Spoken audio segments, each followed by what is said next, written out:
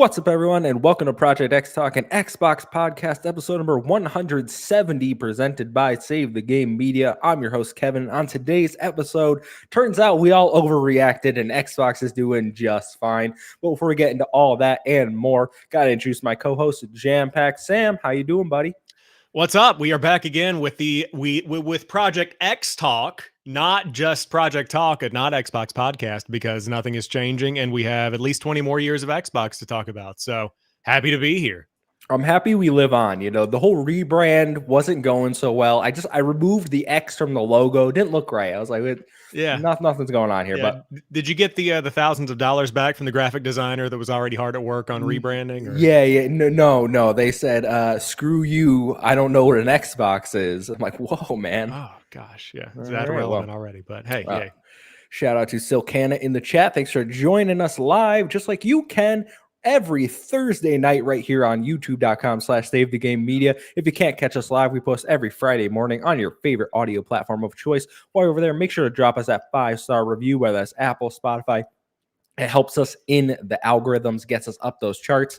Sorry, everyone, I got a sore throat. I'm doing my best. We're going to work our way through this. So if you want to support us and get early access to Save the Game Media content, head over to patreon.com/Save the Game Media. Choose the tier that's right for you, like our current Patreon supporters. So thank you to Fabulous Brianna, Brianna's mom, Brianna's brother, Lindsay, Nikolai at Night, Cypher Primus, Brendan Myers, Marcus O'Neill, Lillian, Mimi J, David Hotwright, Dave Harp, the Xbox Expansion Pass, Alpaca Tom, Lee Navarro, and the good sir. Thank you all for your support. We appreciate each and every one of you. Sam, we got the housekeeping out of the way.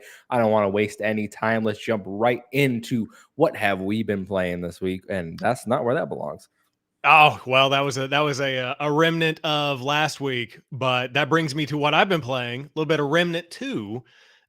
We had talked about that last week, and I finished it right before this episode. Ooh, okay. So I have now rolled credits on Remnant from the Ashes and Remnant 2. I stick with last week's statement of the fact that Remnant 1 is much better, much better game. And it's not that Remnant 2 is bad, but I just didn't feel as into it as I hoped that I would. But also, what's up with that skill check at the end with the boss? Yo, did you like that final boss? Because I did not. I hated everything about it, because all of a sudden, keep in mind, I played this game fully solo. I did not have anybody to go with. So as I'm playing it, I'm like, wow, these bosses are really easy. Like, I'm cracking through all of them pretty much on the first go. I had no issues at all. And I'm playing on like the regular difficulty. Get to the end, started last night at like 10, continual effort until today at like 5:30 when I finally rolled credits. But all in all, fine game, much like last week. If you told me to tell you the plot for $1 million, no idea. Root is bad, collect things. That's all you got to know. So I finished that. I also have been continuing the Halo Infinite weeklies with the cool ultimate rewards that tie into the show. And then also I got a code for Tomb Raider Remastered, the 1, 2, and 3 trilogy, thanks to Aspire for sending that over for review purposes and impressions and things like that. So I have started playing the original Tomb Raider that has been remastered in this little trilogy. Yeah, how are you feeling so far? How long? They just sent it over, I assume. So how far are you into it? Yeah, so I got a code on, let's see, I got a code on Tuesday. So I started playing it a little bit yesterday, and then I put it down to finish Remnant, and so I'm back in. So I'm on the 3rd level of the first Tomb Raider. And it's one of those remasters where they have slightly reskinned, like it now runs at 60 FPS. It's slightly more modern looking, but it still maintains that kind of like low poly old school look to it. And boy, does it control like an old school game. It is all of a PlayStation 1 game packed onto an Xbox or a PlayStation or a PC. And I think it's on Switch as well. But man, it is just a relic of its time. And I am struggling with the controls. Like right before we started this show, 20 minutes spent on like one section of platforming because of like the tank controls that are in the game where you've got to turn, jump, miss, go back. So I'm into it because of the nostalgia factor where it feels like an old school game, and like I'm cool with that. But it definitely is starting to wear on me of like, man, there's a lot of good stuff I could be playing right now that doesn't feel like it's from 1997. So we'll see how long I stick around with it. Either way, I'm enjoying my time still, so I'm staying invested in it. Silkin in the chat says, I think they have a modern control scheme. Maybe they do. They do. Okay. but it controls better than the tank controls, but it doesn't feel like a new Tomb Raider game, if that makes sense. Like, it still has that kind of jank to it that came with the old school Hmm. controls. So it's much better. Definitely recommend switching to the modern controls, but it's not what I would hope from it. Gotcha, gotcha. Well, I'm glad you're enjoying it for the most part. I've never actually played any Tomb Raider game, guys. Don't come at me. Ooh. Even the new ones, I never played them. Like the ones that came out on the Xbox One, PS4, completely passed me by. I own all of them, like on multiple. I have them some on PC. I have all of them on Xbox. I think because my brother is a big fan of them. Never touched them. Yeah, Don't know man. what I'm doing. If you bake time into the schedule to play the newest trilogy of them, like I guess it's just Tomb Raider, then Shadow of the Tomb Raider, and Rise of the Tomb Raider, like I really enjoyed those, especially Rise on almost an Uncharted level of like really, really good game. So I definitely recommend them. Very good games.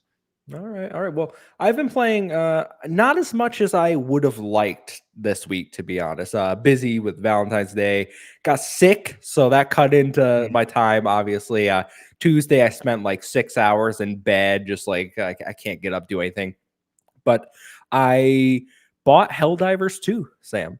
That Ooh, a few friends of mine got PS5s, and we all picked up Helldivers 2 because everyone's talking about it, and I have had very limited experience with it so far. I will say that because it seems like every time I sit down to play Helldivers 2, something gets in my way. mm, Like being sick or the server's not working or oh no, the cat just broke a glass over here. I gotta hop off, guys, and go clean this up.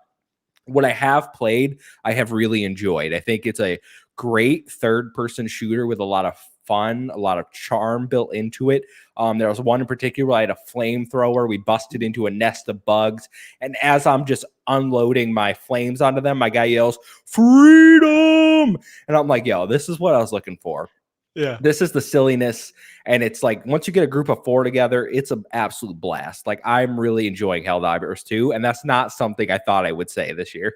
Yeah, I definitely want to pick it up in a Steam sale this summer. I know that we talked about Banishers, I believe, as well as one that I wanted to get into. But with the recent computer upgrades and taxes Hmm. coming and things, I'm like, I'm just going to have to wait on some of these games that I wanted to play. But I've been watching some Helldivers 2 on Twitch with King Gathalion. I always watch King Hmm. Gathalion play some stuff. And yeah, it just looks like a total blast. And I think the thing that I like about it is that it is kind of following that narrative we've talked about where it's like it's not a console exclusive but it is, but it's on PC, but more people are enjoying it, it's breaking Steam records. So like it's cool to see it from that perspective, but also just a good game that's not like a PvP grind fest.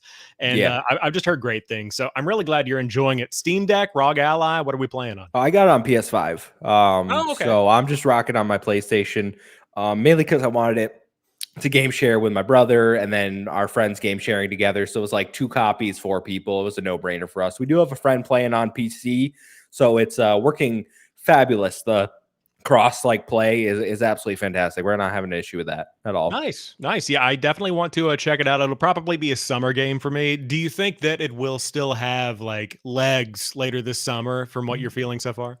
If they keep adding content, which they said they're going to, and I think they will, because I got on yesterday, and I don't know if this number is just PlayStation players, but it's like 40,000 currently diving, and I was like, okay, that's good. But then like Steam, I think has been hitting like 200,000 concurrent or something. So right now, it's doing very well, and I'm excited to play more of it. I'm excited to actually like unlock more weapons and stuff because like Yeah. other people in my party who have been playing more, there's some really sweet weapons or like stratagems you get. Like one's like a buster call where it's just explosions everywhere, and I'm like, man, it's so cool. I can't do any of this stuff yet, but one day.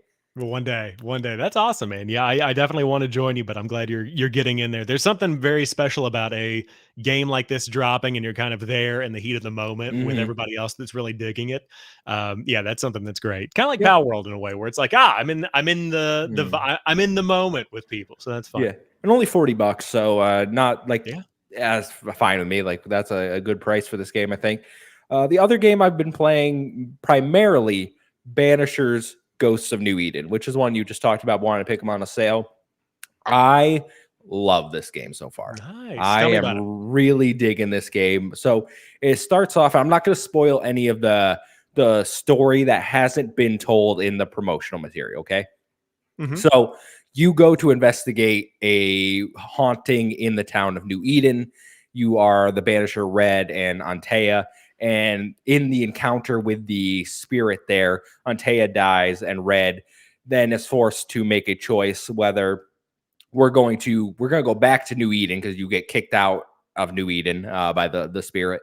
Do we work to solve the hauntings and use that power to bring Antea back to life, or do we just solve the hauntings and help her ascend to like heaven essentially? I see. What I really like about this game though is I'm apart from like I'm digging the vibe, I'm digging the whole like supernatural thing because like I love the show Supernatural and I'm basically a ghost hunter in this game, so that's it's kind of what we're doing. But I really feel like this game has done a great job of making choice and consequence matter because you will get these, they're called hauntings. So every person's like, oh, I'm being haunted by a ghost. And you'll essentially figure out like, why is the ghost haunting them? And they're like, oh, this person poisoned me, or this person was like jealous of me for some reason, so they're trying to get revenge on me, or reason like that. So you uncover why they're being haunted, and then at the end, you decide, okay, do I blame the living person and kill them and take their spirit and give it to Antea to come back to life more? Or do I banish the spirit to hell or help them go to heaven? So there's Mm, choices, and each one you make will determine like the level ups you can do. And it's really just, it makes you think. I'm loving it because it's not just a black and white choice. Like there are a few where I'm like, I know I told Antea I would help her resurrect, but like this person doesn't deserve to die. So like I mhm. gotta go with the other thing. And that's what I'm really loving about the game. Like combat is okay. If you played Vampire, which is Don't Nod's RPG before this, it's better than that combat. It's still not perfect. It's got some double A feel to it, if you know what I mean. They're Hmm. clearly inspired by God of War 2018, but they don't have the budget to be Oh, God of War 2018. But if you're into good storytelling and just choice and consequence and don't mind a few technical hiccups here and there, mainly because it's a semi-open world, I would say, and occasionally when you're switching between like areas you'll get a little stutter here or there. That's really my only complaints. Other than that, I'm loving this game, can't wait to play more. so in terms of comparing it to a Plague Tale or a Plague Tale Requiem, because that's what I've been seeing and that's kind of what I've been feeling from it. Would you say it's a comparable experience in any way, or is that just from vibe alone, from having that kind of like companion setup they've got?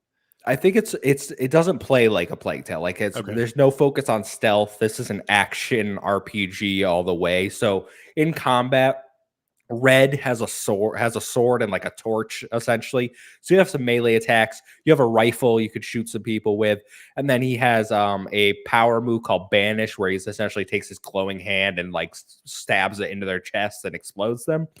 And then you can also switch to Antea.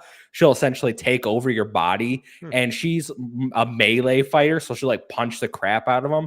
And you use them in different scenarios. So if like a ghost is possessing a pile of bones or a body, you want to switch to Antea because she'll punch the spirit out of them, and then you switch to Red to kill the spirit. Nice, nice. Yeah, I like the way that sounds a little bit like I like the stealth, but I also like some action. You guys know me at this Hmm. point. I like a little bit of high octane stuff. So yeah, definitely excited to check it out. Even with the double A stuff, nothing wrong with that. Love a little bit of double That's A good. love. So yeah, glad you enjoyed it. Yeah, really liking it. And then I will just briefly touch on Persona 3 Reload. I'm chipping away at this game.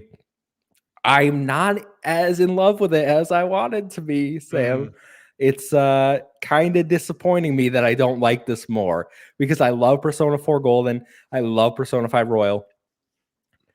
The thing about this game though is I don't know what the story is. I'm to be fair, mm, I'm like 6 hours in. I have done 37 floors of the dungeon though, and nothing has happened. It's just like, okay, head back in, do some more floors, then go study in the library, go talk to this random school kid to build social links. I'm like, but what's the story? What are we doing here? What's the yeah. game? So I'm not. I don't want to drop it. It's my lunchtime game for right now. I'll just play it on my RG Ally, but like I really need something to pick up in this game for me. Yeah, yeah. I've been whenever I finished Remnant, I looked at Persona 3 for a minute and I was like, really? Maybe today's the day. And then I quickly moved away. So it's still not something I'm checking out. But yeah, you're not turning me onto it anymore. So maybe it's even further down the list now. I don't know. Ryan Turford in the chat, but social links, Kevin, social links, yes. But my problem is, unlike the social links in 4 and 5, where they were with your party members, these ones are just random people. Like, oh, the old man at the bookshop. I'll go hang out with them. Like, I don't care about you people. I want to talk to my party members. You're not giving me any literally, one of the social links is forced on you. It's just this kid that comes up to you and is like, we're friends now. And I'm like, Ugh. why? Yeah, Who are you? nah. It's like, That's very interesting. you're coming with me to lunch. I'm like, what's going on here? Like, I would love to know how it compares to the original, because Persona 3, like, that's a beloved one, right? yeah, no, as far as I know, and this could be a case of me just like, they clearly improved the social link dynamic as they went on in the games, and the newer, like I started with the newer ones, and then some going back to it's a remake, but it is very true to the original. Might be a little more difficult for me to swallow. I recognize that, but it doesn't make me like want to play the game anymore.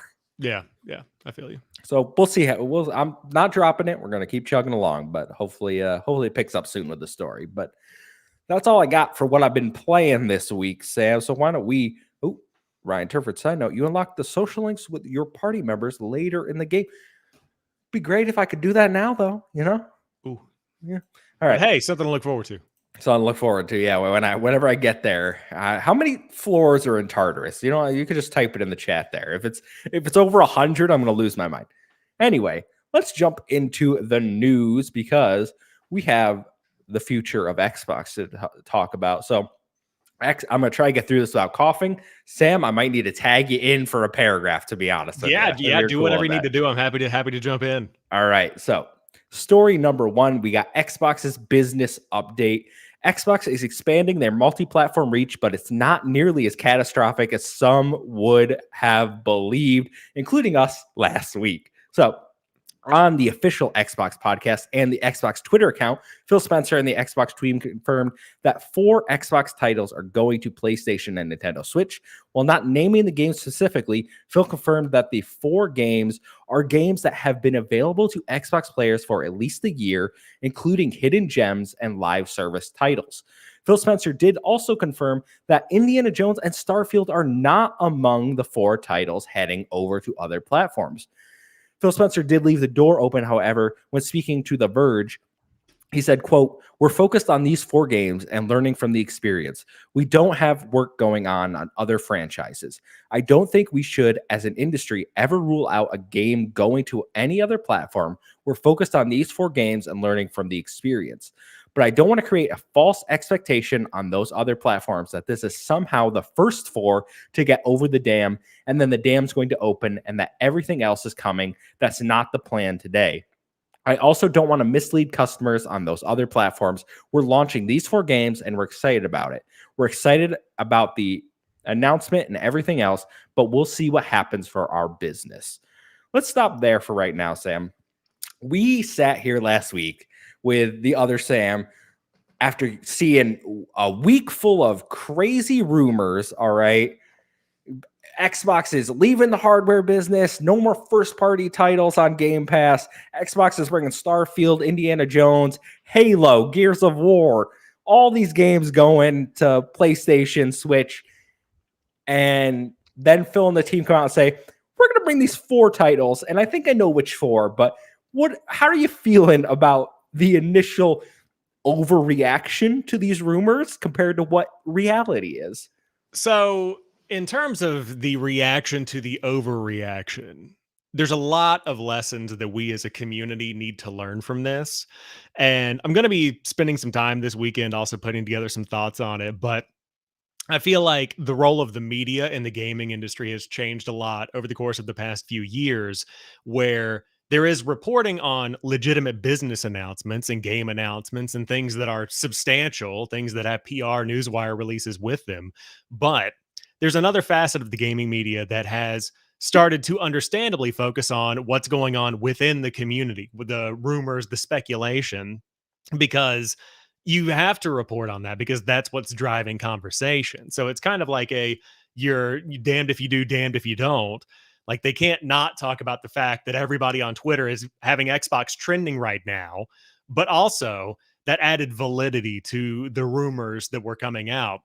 Whenever you see headlines from VGC and The Verge and IGN talking about big Xbox strategy changes, it's Mhm. understandable that people overreacted because that's when things feel real. You know, if you see a CNN headline that says the world is ending and it's from CNN.com, you're probably going to believe that a little bit more than some Mhm. random website blog. Yeah. So, in terms of the overreaction, the big takeaway here is that everybody's got to do more due diligence and really digging in and figuring out where the truth is in anything and if there is truth in anything. And that's almost impossible to do with the amount of information we've got coming at us. So that's a really difficult job. Now, Yeah. in terms of, go ahead. I know you want to get in there. What's going on? Well, I think it's made me question like people I considered reliable sources, like The Hmm. Verge and Jez Corden and other lesser known insiders, such as we saw Tom Henderson over at Insider Gaming. Like these were people who have reported credible leaks in the past. So when they come out with stuff, I tend to think, okay, there's some validity to that. And then we saw at the end of last week some backtracking on the Starfield rumors after our podcast went out. Of course, people backtracking on the Starfield rumors. And now we see other people saying, like, well, look at the wording. It was only they were considering this. They consider every game. And I'm like, when you put things like this out into the world though, that like you, you should have there should be a little more responsibility on people to like really stress what they're trying to get across. And when you put out articles about Indiana Jones potentially coming to PS5, you know how that's going to look to the average person scrolling on Twitter. Like, oh, well, Tom Warren's reporting it, so I guess this is almost a done deal at this point. Yeah, yeah, and that is something that has definitely changed a lot over the past few years. And also all of these articles, and this is not meant to be a dig at anybody. I'm not trying to like call Oh no, anybody yeah, out, yeah. but the articles always have an out where it is reported, it is speculated, it is the rumors are circulating that like there's always that caveat of this isn't confirmed, this is just what I'm hearing, but like you said, that adds validity to it whenever you see it coming from The Verge. And I also think that there's another element here where it's like the social media conversation for these big figures like Tom Warren, like Jez Corden. I would even to some degree throw like Destin Legary in there. And again, I'm not throwing anybody under the bus, but it's just like when you speculate and you let the emotions run wild and you start to think about what could be, already talk about things as if they are set in stone, even if they aren't, that's going to add fuel to the fire. Admittedly, it's going to drive clicks and views in the process. Like that's part of the world we're living in now. But when it comes to today and you have the podcast that actually explains what's going on and it's kind of a nothing burger, well, Mhm. yeah, you've done all of this, build up, but to what end? Now you just, don't look as reliable. And it's nobody's fault because I fully believe that conversations were happening and maybe at one point all of these things were on the table, but we were never meant to know that. And so when that becomes public knowledge, that's when it becomes an issue. No, I would agree with that, and I think the leak that really I think bothers me, that I should say leak in quotes because it's not actually true, was the Starfield one, right? Like Xbox era, that was the one that really kicked off everything, and then people Halo, Gears, and all this stuff started coming out of the woodwork, and I'm now sitting here questioning like were those people just in it for clicks and engagement? Were there actual sources? And these are things we're never gonna know, like because they have no accountability. No one's gonna go and hold them like you said this. Like, show me where you got that from.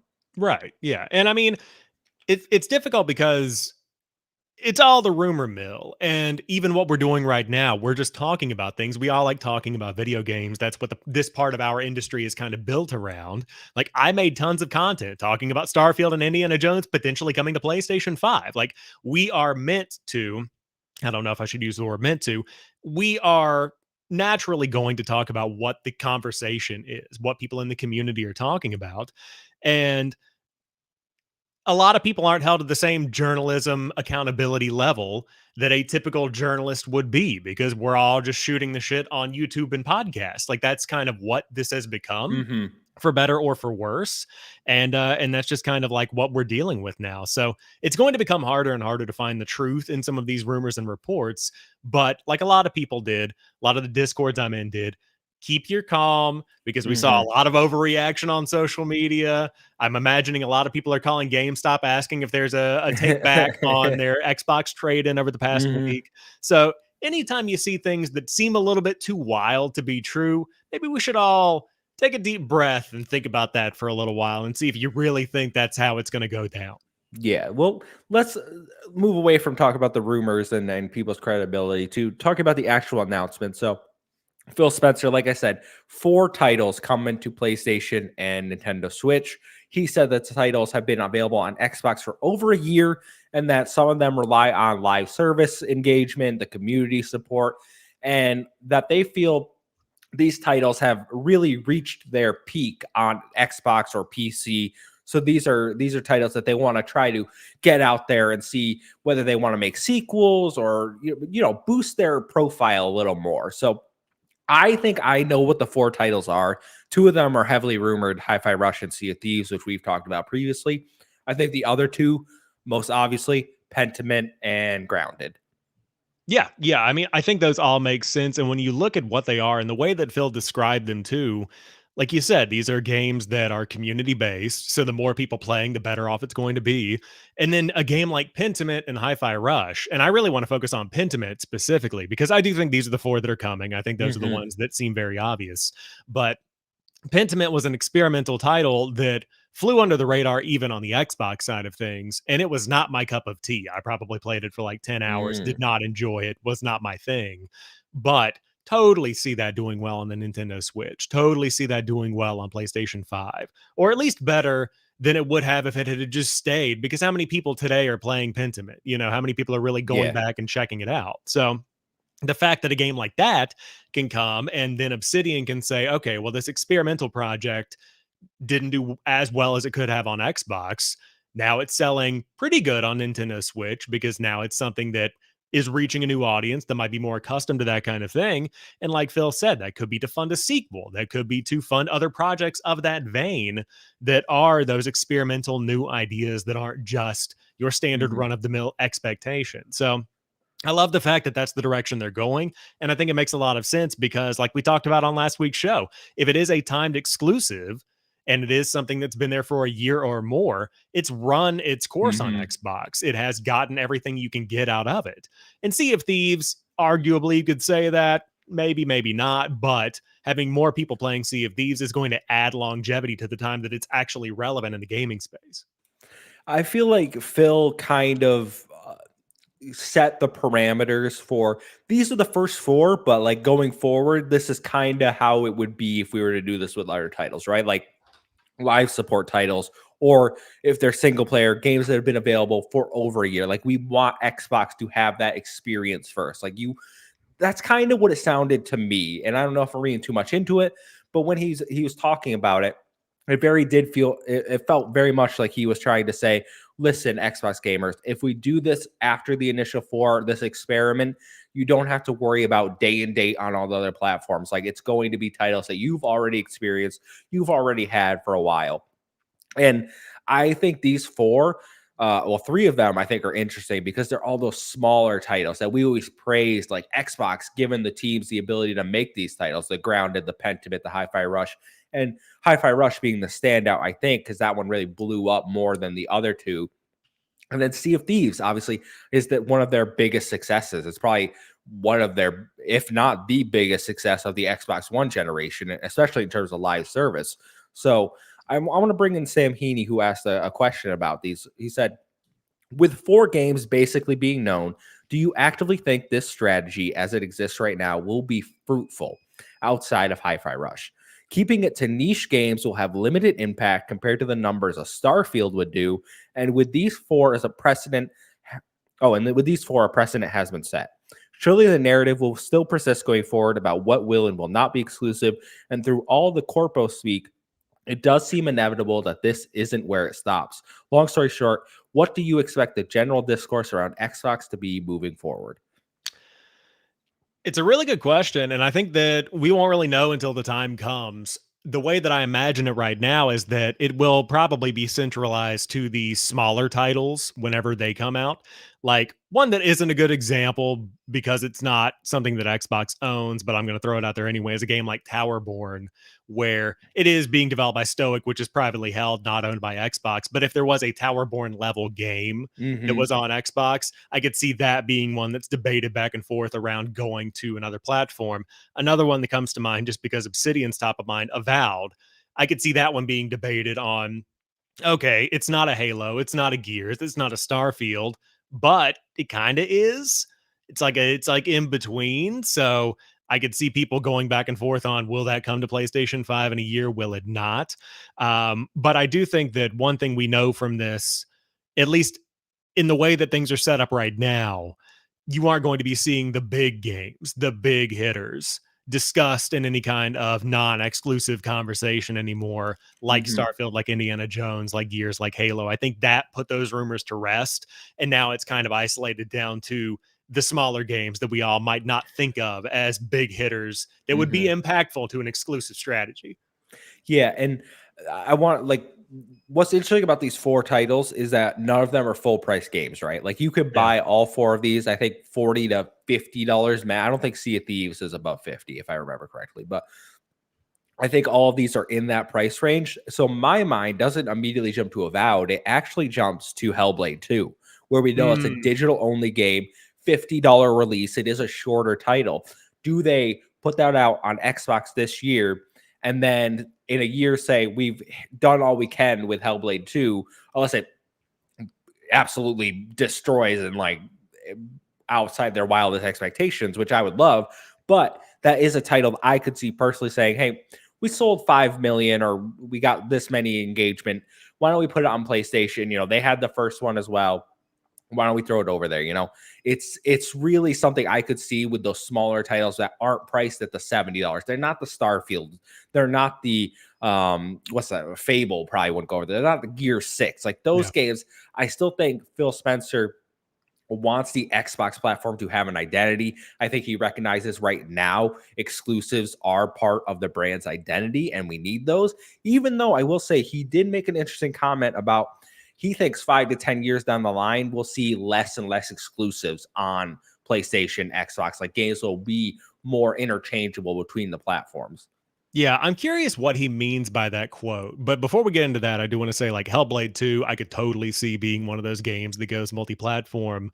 And in a way, I see Hellblade 2 potentially going to PlayStation the same way that I saw Ghostwire Tokyo come from PlayStation to Xbox. Like that game I loved, but I never would have played it or thought about it again had it not come over to Xbox after the acquisition. And so the inverse of that would be a game like Hellblade 2 for somebody on PlayStation. It's great on Xbox, let's say that it's the hitter that we all think it's going to be. And then it comes to PlayStation, then like, oh, that's great. I need to go back and play Senua's Saga or Senua's Sacrifice. I'm all out of whack. The first one. You're right. Yeah. Yeah. So like I would love to see that kind of thing go on. But when it comes to Phil talking about less exclusives, I'm curious if that meant Xbox games going everywhere and PlayStation games going everywhere, or at least more of them going everywhere, or if that was a crossover between PC and more games breaking out of just being on one machine. Because I interpret Yeah. it that way of a game like God of War now coming to PC. There's going to be more of that versus just stuck on a console exclusively. And I think we're seeing that. We know PlayStation's current interim president came out just this week. I think they were saying like they're looking at bringing games closer to day and date for PC, like not having that big stretch in between their releases over there. We're seeing that Helldivers is the one of the first games to launch day and date PlayStation PC that they funded. So they're kind of slowly making that strategy.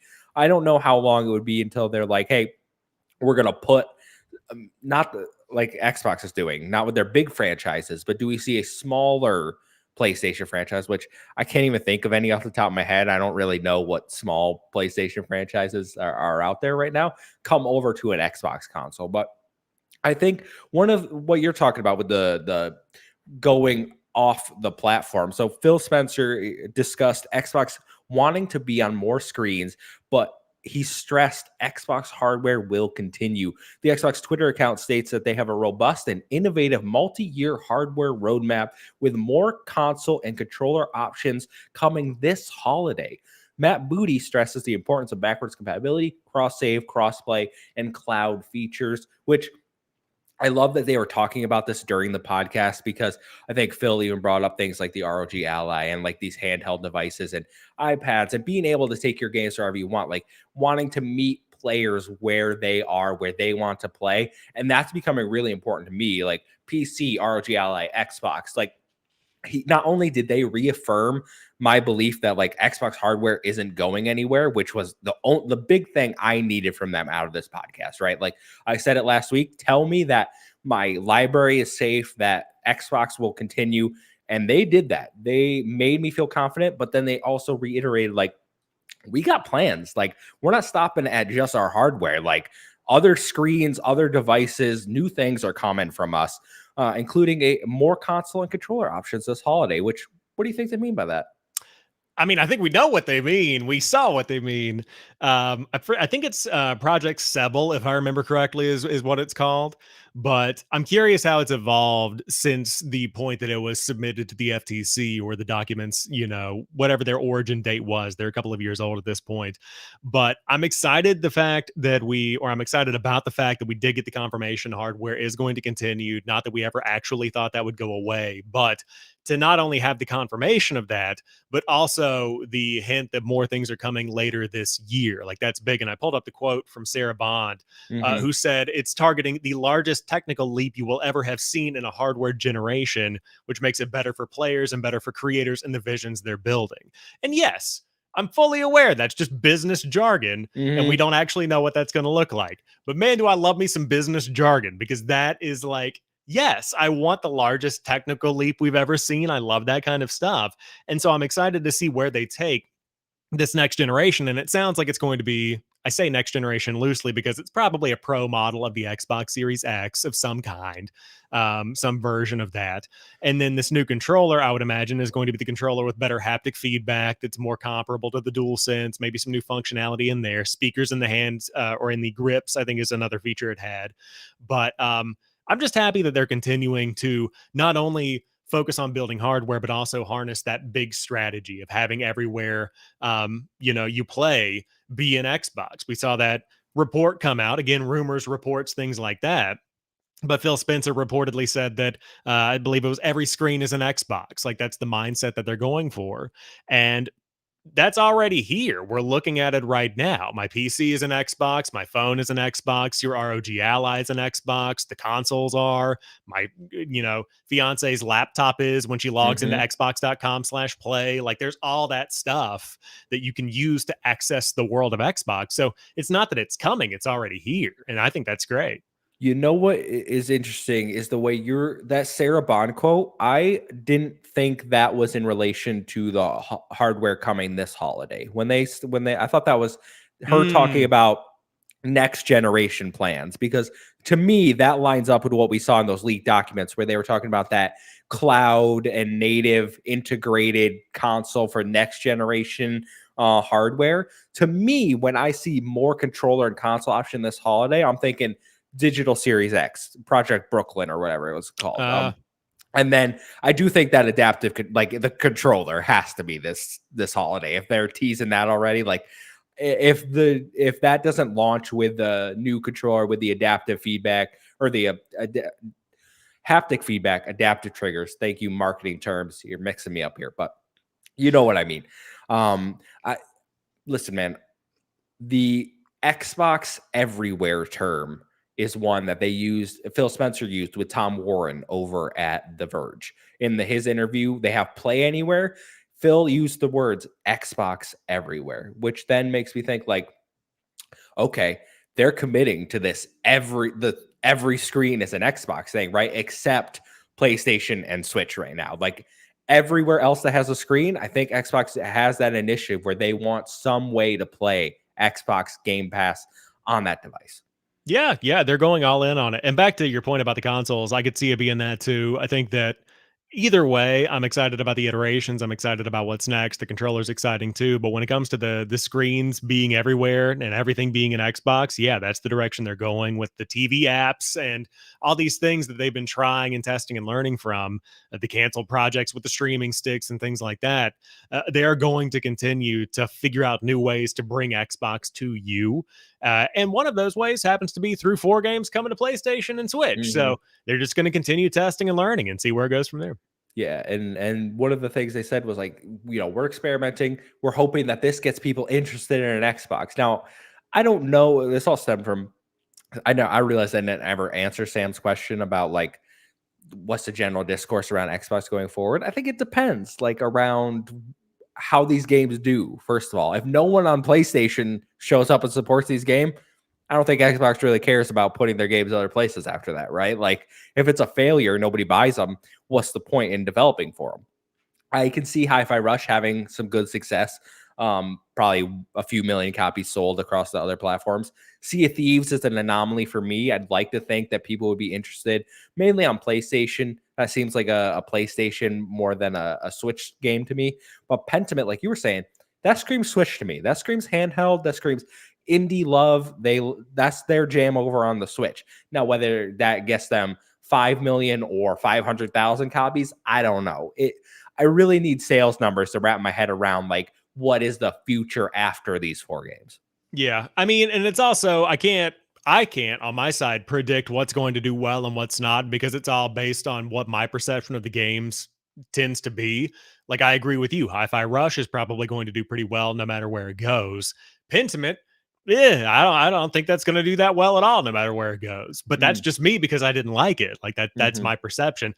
Grounded, same kind of thing. Could do great. I didn't dig it. I don't know if it's going to sell that well because it's been years since it was launched in early access. So um, we'll see what happens. But I do think that if Xbox is using this as an experiment, Sea of Thieves is going to be the one to watch to see, like, okay, now that we're bringing that to PlayStation or Nintendo Switch or and Nintendo Switch, what's the player count look like 6 months after that launches? Did we see that count double or triple or Mhm. more because we brought it there? And then that can be your benchmark for a live service game investment. But then a game Mhm. like Pentiment, like, what's the indie investment look like? I don't know. Yeah, it could be like, okay, live service is working out for us. That's an interesting part of the experiment. They have 2 live service games, 2 smaller titles. Let's see which of those is more successful. Maybe we launch live service games in the future other places, keep the smaller ones because they don't really do anything either way. Yeah. So to Sam's point, now the conversation is back to is Halo coming to PlayStation? We've gone Yeah, for yeah, so yeah, we've exactly. gone Is full circle. Halo if when will Halo if we need answers, Phil. Yeah, change the thumbnail, Kevin. Change the Yeah, we thumbnail. didn't overreact. Everyone's still on the table. All right. Matt Booty and Sarah Bond alleviated some concerns that first party titles or ABK games wouldn't be coming to Game Pass. I know we talked about this last week. There are some people saying Call of Duty and ABK games aren't coming to Game Pass because they're too valuable. Sarah Bond and Matt Booty said, not so fast. ABK games are coming to Game Pass, starting with Diablo 4 on March 28th. Matt Booty confirms Game Pass will continue to only be available on Xbox platforms and PC and those other screens, just not PlayStation and Switch. And we'll have all first party games day one. I mean, when it comes down to it, I'm going to be real. I was looking at the chat and I wasn't keeping up with the story. So I'm going to kick that one over to you. What are your thoughts as I catch up? Yeah, so I think this was literally just for them to reassure fans that, hey, we know we just made this $69 billion acquisition.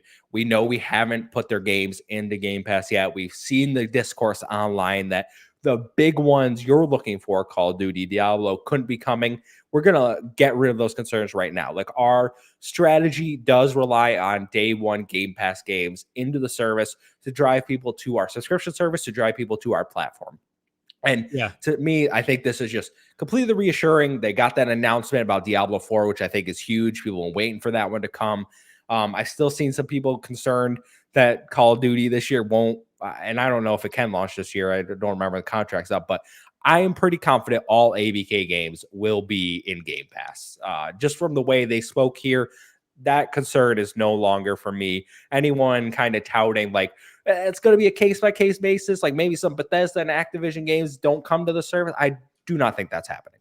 Yeah, I agree. And I was going to go pull up something from the Xbox Wire, but while I'm trying to do that, on the topic of Diablo 4 coming to Game Pass, that's the best thing that could possibly happen to that game. And we talked about it. I think it was in a private message or maybe it was in the XCP Discord, but like Crash Team Rumble is the next game up. Do And it. any live service game that requires a consistent stream of players to it, throw that bad boy into Game Pass because that's the second best thing to making it free to play. Like you will get more players. How many? TBD, I don't know, but that's going to be a really big benefit for Diablo 4 in particular to keep it going in the long run. So at the very end of the Xbox Wire article that is recapping this entire presentation, they say this is what it means to be a part of Xbox. The biggest games in the world will be on Xbox. Our games will come to Game Pass day one. At this point, we're talking about a unified Bethesda, Activision Blizzard, and Xbox. That to me, after talking about Activision Blizzard in the blog, talking about Diablo 4 and Game Pass, talking about all of these different elements, I agree that that's saying that Game Pass is going to include all of the ABK games going forward. I will say, I am surprised that it's taken this long to get any ABK game into Game Pass. And the fact that it's Diablo 4 starting off, I think is a really strong start. But, we're talking about these rumors and these reports that the Call of Duty servers were going back up at the end of last year. And so it feels like, and it felt like they were gearing up for all of these old Call of Duty games to drop on Game Pass. And so again, that could be something that happens during the showcase later on in the summer. That could be something that they plan to trickle out through the year. I don't know what their strategy is, but they're coming. It's happening. That's a very big deal. And I would love to see, at the June showcase, tons of COD drops and Modern Warfare 3 is in Game Pass now. Again, to your point about contracts, probably not. But just thinking pie in the sky, that's what I would love to see. Yeah, I think March 28th seems very specific. Like this is the start of ABK games coming. And then after that, like, do we get trickle fed month after month, drop after drop, a few ABK games here or there? I guess we'll have to wait and see. But I am glad they reaffirmed that in case anyone was worrying, like, because there were those rumors like Game Pass isn't sustainable. They're gonna have to start taking first party games out of it to make the service work. Xbox says no. Yeah. And if anything, by the way, before we move on to the next thing, I did want to say that with Diablo 4 as a really good example of what we discussed last week, where if Xbox games were to come to other platforms, we were talking about the speculation there, like that is marketing for Game Pass, the same way that Pentiment or Hi-Fi Rush or any of these other games that are coming to other platforms.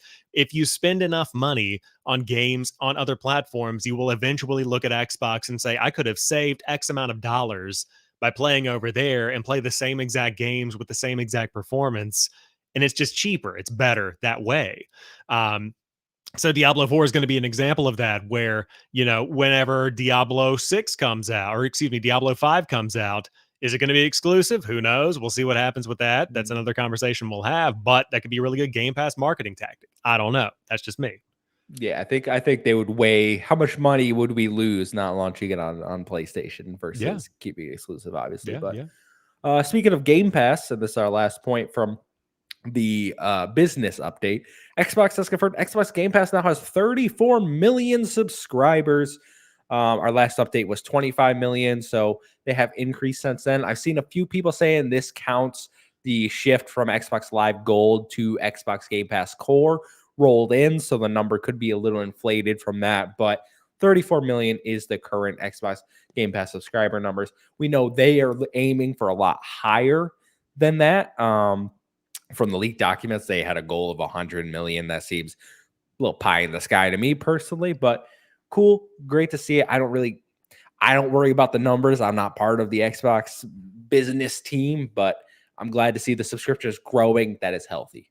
Yeah, I mean, I think that you'll continue to see the smaller growth over time. I do not think it's going to be blowing up the way that they had hoped in the time that they had hoped. But depending on the games that come, again, like that strategy we were just talking about of the games kind of marketing themselves, when you look at the big hitters like Call of Duty and Diablo and these other big ones that you want to play from ABK's library coming into Game Pass, that could really be a big hit. But just doing a quick Google, looks like as of December 2022, and again, just a Google report, so I don't know. You're looking at like 100 million to 120 million active Xbox players as of a couple of years ago. So I'm sure that's grown some since then, but still a fraction of the overall Xbox player base is subscribed to Game Pass. And that's okay because it's just one way you play. Even then, let's just say 120 million, 34 million out of that, pretty good ratio of like active players subscribe to Game Pass to overall Xbox population. And Sarah mentioned that like their biggest double-digit growth they're seeing is cloud and PC. So that's why they're focusing more on those platforms recently. So it's not just people with Xbox consoles. Like they are targeting the other areas, that Xbox everywhere strategy that we talked about a little earlier. So cool. I'm glad to see Game Pass healthy, doing well, and that we're gonna get all the games. All right. This really, I feel a little silly, like because I was on here last week, right? And I was worried like all this stuff was gonna happen. I wasn't nearly as doom and gloom as some people. All right. Like I will admit that. Like I kept a little bit of rationale about me. I had a few, I think, honest concerns, and they addressed all of those. So for me, this business update really, I feel a lot more confident now in Xbox going forward. Like I'm back on it, feeling good. The brand's in a good place. It's not like last week where there were some question marks about like, do we keep buying games here, you know? Yeah, definitely. I feel way better about things.